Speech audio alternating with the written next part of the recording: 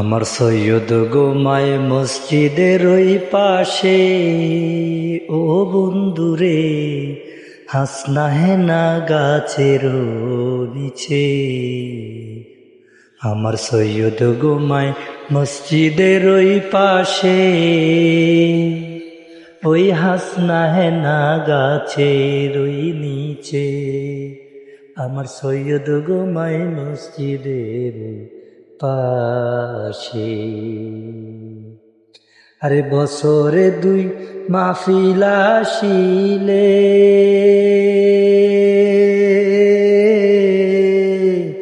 কত মানুষ কবরের ওই পাশে এসে ইসালে সওয়াব করিয়া তোলে যে 2 হাত, চোখের পানি